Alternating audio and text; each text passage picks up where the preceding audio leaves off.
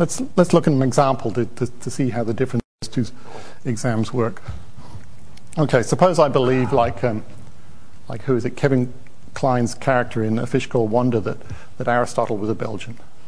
Okay, let's think about how I fare on the two kinds of questions, the two kinds of examinations. First case, the case of examiner's testimony. Okay, so I come into the examination room. It's an examiner's testimony. The first question says, was Aristotle a Belgian? Well, I know what I believe about that, so I write down yes. And because I've written down what I actually believe, I've got that question right. That's not at all mysterious when you realize that this is an examiner's testimony. The point is just to write down what you actually believe. Okay, but now it's an examiner's test of knowledge. Same question, was Aristotle a Belgian? I write down yes. And of course, that's the wrong answer. And the crucial difference is that the second kind of exam presupposes an objective way of being right and wrong. In the first kind of exam, the only way you can be wrong is by writing down something you don't believe, by being insincere. In the second kind of exam, the way you're wrong is if you write down an answer which isn't right in this objective sense. Well, now forget about exams and think instead about conversation. What I want to give you is an analogous distinction between two ways in which conversation might work. And I want you to think about the question as to which way it actually works for us.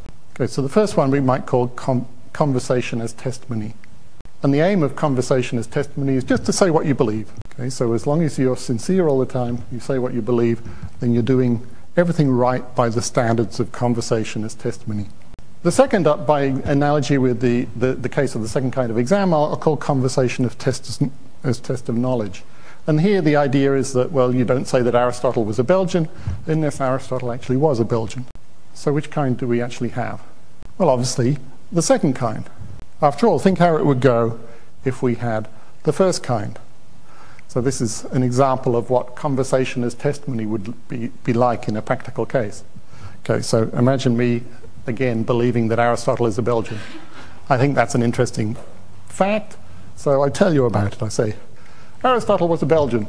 You've got no reason to think I'm being insincere. We're playing conversation as testimony.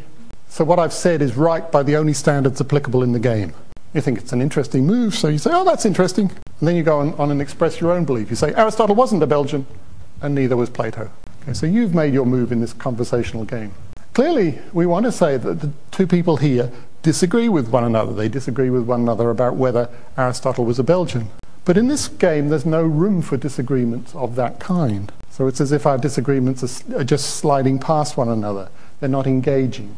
And they're not engaging because we don't have a kind of normative standard which makes them engage. Because by the rules of the conversation, neither of us is doing anything wrong here. We're both being sincere, and that's the only rule, to be sincere. So if we both think that the other is sincere in this little conversation, then we both think that the other is right by the standards of the conversation.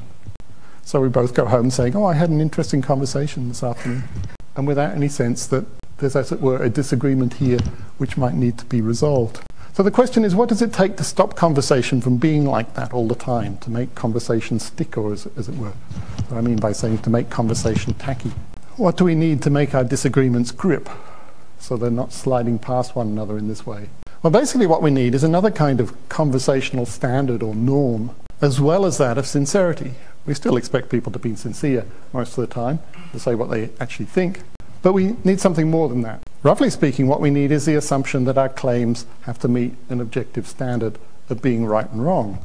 And that enables us to carry on like this. And I say Aristotle was a Belgian. You say, that's not right.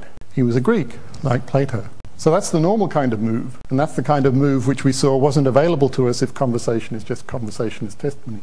But this kind of rightness here is really just truth. See, we can sort of substitute right for true. Doesn't make any difference. But it's not Blackburn's thin, minimal, transparent kind of truth, because we could put that into the conversation as testimony game and it wouldn't make any difference. And that's the whole point about transparent truth. It doesn't make any difference. So what we found here is something that truth, some sort of job that truth seems to be doing in conversation, which the simple kind of transparent truth which people like Blackburn were talking about can't explain, because as I said, that's compatible with either kind of conversation. Some people might say, well, does that mean we have to go back to asking Pilate's question, to thinking about the question, what is truth, and try to compare the old choice is correspondence or coherence or pragmatism or whatever. Unfortunately, the answer is no, I think. There's another alternative. Let's go on thinking of conversation as a game, invented or evolved by our distant ancestors. And think of this game as having a crucial rule. When you disagree with someone, when you're playing the conversational game, you challenge them by saying, that's wrong, even if you think they're being sincere. So it's a sort of rule of the game that it allows these kinds of challenges. And in effect, the sort of scoring rule in the game is that you score points when someone changes their mind and agrees with you. In effect, when they say, that's right. And this scoring points in this way gives you an incentive to offer reasons for your beliefs, to defend them when these disagreements come up. Now, this is very crude, of course, but I think it's easy to see why playing a game like this might be useful. Among communal creatures like us, sorting out disagreements can have all sorts of immediate benefits. It sort of facilitates a process whereby combined resources of the combined intelligence of the community can be brought to bear on common problems. And I think that we can explain the most puzzling things about truth, and in particular the things which are kind of at the core of the truth wars, as Blackburn calls them. We can explain those things by seeing that the crucial thing about truth is that it's playing this kind of role in the conversational game. And this offers a different kind of ceasefire from the one that Blackburn was offering us. And in particular, it's a ceasefire which has the striking advantage, or maybe disadvantage, it depends on where you're looking at it from, but it has the striking characteristic, at any rate, that it offers something to both sides. First of all, as we saw, the game requires that we treat truth as objective, in the sense that no one can guarantee that they win just by believing that they've won. Okay, so in order to score points, you have to convince the other side. So it doesn't matter how coherent your own beliefs are. That doesn't win you any points. You've got to convince the other person. So in that sense, truth has to be something more than simply coherent. So in that sense, the absolutists are right. But the game doesn't depend on us occupying any godlike stance outside the ordinary human stance. So whenever we go in for this game, whenever we make challenges, we're always relying on our own beliefs.